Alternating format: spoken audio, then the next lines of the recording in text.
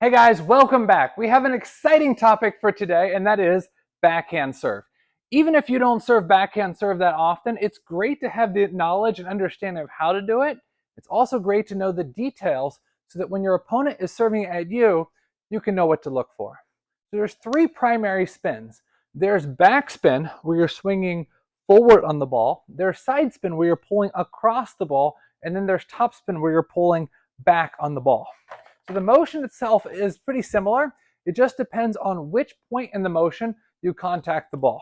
So for the backspin, I'm hitting it here closer to my left shoulder and I'm cutting under the ball.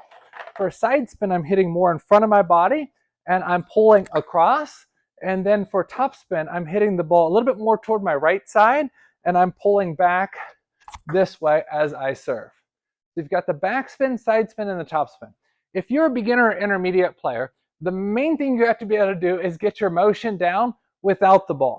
So if you're right-handed, put your left foot back a little bit, put your right foot forward a little bit, bend down low, and just practice the motion without the ball. You can go under your shoulder or you can go over your shoulder. It's just personal preference on that. But just get that motion down. If your legs aren't strong enough, make sure you do some leg strength training. Even holding the squat position, that is training as well. You've got to be able to have the ability to have your body low. If your body's not low, it's going to be very difficult to generate much racket speed. When you're doing it, the first thing you have to be able to do is generate spin. You need to be able to get the backspin, the side spin, and the top spin. Once you have the spin, that might take a few months. Once you have the spin, the next thing you have to be able to do is to be able to control the location and the depth and the height. A lot of people try to do everything at one time. I want to serve that's low and spinny and deceptive and all this at one time. It's really hard to accomplish all of that at one time. So first priority is get the motion down without the ball. Second priority is do it with the ball, but don't worry about how high it is. It could be high, but just work on getting all three different spins: backspin, side spin, and top spin. Again, it's backspin is when you're cutting forward this way on the ball like that. Okay, so backspin is when I'm cutting forward. Side spin, it's a similar motion, but I'm hitting more here in my motion, coming across. And then top spin, I'm hitting here as I'm pulling back toward my right shoulder. Okay, so get the spin down next, and then next be able to serve short and long, with your short serve hitting more up in here, your long serve hitting here. Then the next thing is being able to control the height. A lot of people contact the ball too high, and that's why the ball is too bouncy. So really being able to bend your knees down low and contact the ball low, this is important.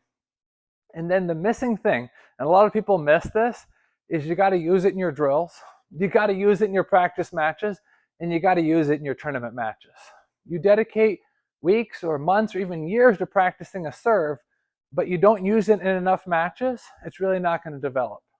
See, it's not just a matter of the serve, it's also a matter of what comes after the serve. So not just learning a good serve, but learning how that serve mixes with the rest of your game, and learning how to third ball and fifth ball after your serve is equally important. I am so surprised the number of people the week of the tournament that will send me an email and say, Samson, I want a lesson to learn a new serve, or learn this new, or learn that new. Really, you're going to have your best results in tournaments when you use things that you've used for a while and you're comfortable with it and it's actually a developed weapon. Developing a new serve temporarily is going to be a challenge because, like I said, you don't understand all the sequences to it. So instead of having this magical back serve, this magical serve that you hold in your back pocket and you don't break it out, make sure that you practice it. Make sure that you use it. That way you're comfortable not just with the serve, but also what comes afterwards. I'm Samson Nabina. Thanks for watching. If you're watching this video on YouTube, make sure you hit that like and subscribe button down below. Also, leave me a comment if you've got any questions. I love great questions. Why do I love good questions? Because it tells me that you're eager to learn and you're thinking. I'll see you soon.